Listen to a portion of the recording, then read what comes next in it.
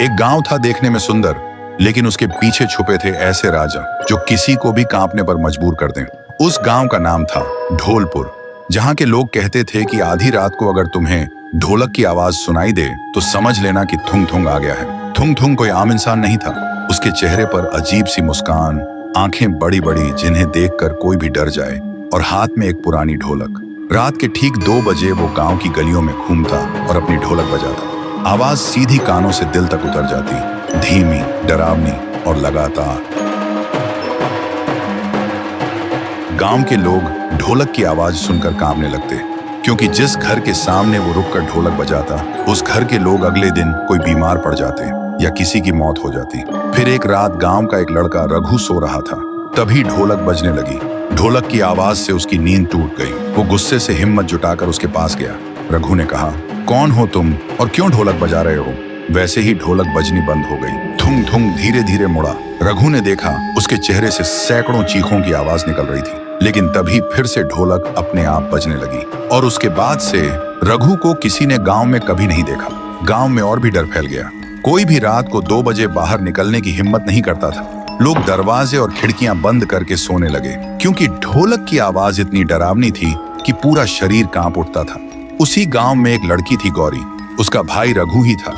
उसने कसम खाई थी, मैं पता लगाऊंगी कि मेरे भाई को थुंग थुंग कहां ले गया। सुबह गौरी गांव के एक बुजुर्ग के पास गई और उसने पूछा, दादा, थुंग थुंग कौन है? बुजुर्ग कांपते हुए बोला, बेटी, थुंग थुंग कभी इस गांव का ढोल किया था, लेकिन 80 साल पहले एक शादी में ढोलक बजाते बजाते अचानक मर गया था। कहते हैं तब से उसकी आखिरी सांस उसी ढोलक में कैद हो गई, और तभी से वो आधी रात को ढोलक बजने लगती है। गौरी अब समझ गई थी कि वो एक भूत है, लेकिन फिर भी उसने तय किया कि वो उसी जगह जाएगी जहां वो शादी हुई थी। फिर रात के ठीक 2 बजे जब गांव में ढोलक बजनी शुरू हुई, गौरी ने हिम्मत जुटाई और उस आवाज के पीछे चलने लगी। अंधेरे में चलते चलते वो उस जगह तक पहुंच गई। वहां उसने देखा थुंग थुंग नाचते हुए बहुत जोर जोर से ढोलक बजा रहा था। गौरी ने कांपते हुए पूछा, मेरा भाई कहाँ है? थुंग थुंग अचानक रुका। उसकी आंखें जलने लगी और ढोलक अपने आप बजने लगी। तभी ढोलक के अंदर से एक चीख सुनाई दी। गौरी डर से भागने लगी। तभी एक आवाज आई, दीदी। गौरी रुक गई और पीछे मुड़ी। उसने देखा रघु और थुंग थुंग एक साथ खड़े थे, लेकिन वो अब इंसान नहीं था। उसका चेहरा अजीब और आंखें लाल हो चुकी थी। रघु ने धीरे से कहा, दीदी, अब मैं भी थुंग थुंग का हिस्सा हूँ और अगला नंबर तुम्हारा है। तो दोस्तों, अगर तुम्हें जानना है कि थुंग थुंग क्या सच में अचानक मरा या उसके मरने के पीछे कोई राज छुपा है, अगर जानना है तो वीडियो को लाइक करो, चैनल को सब्सक्राइब करो और कमेंट में लिखो पार्ट 2 चाहिए।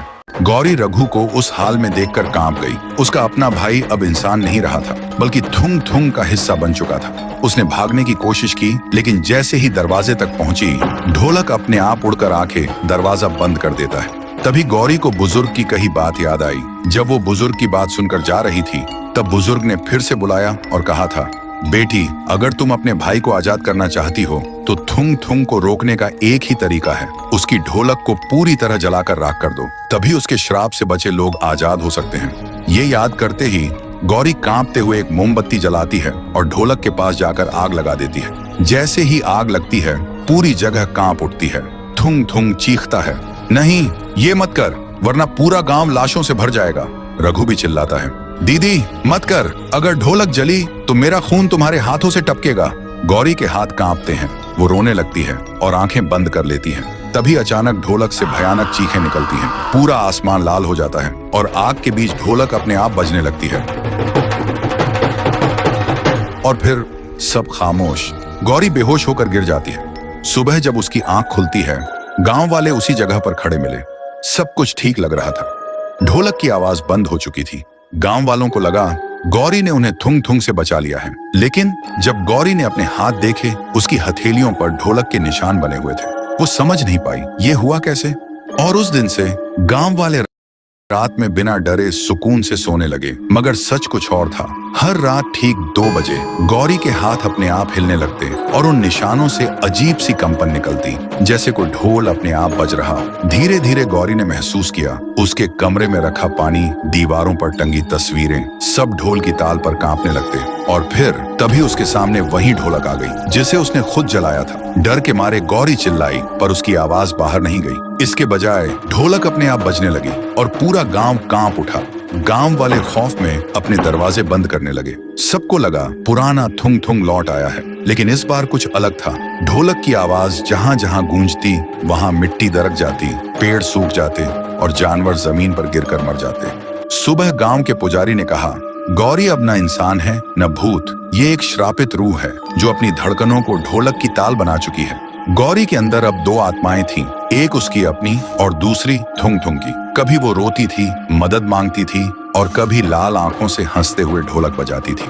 गांव वाले कहते हैं, जिस दिन गौरी की रूह पूरी तरह थुंग थुंग बन जाएगी, उस दिन ढोलक की धड़कन से इंसान की सांसें रुक जाएंगी। तो दोस्तों, क्या गौरी के अंदर सच में थुंग थुंग की आत्मा पूरी तरह से कब्जा कर लेगी या वो अपने भाई को बचा पाएगी? अगर जानना चाहते हो आगे क्या होगा तो वीडियो को लाइक करो, चैनल को सब्सक्राइब करो और कमेंट करो, पार्ट 3 चाहिए।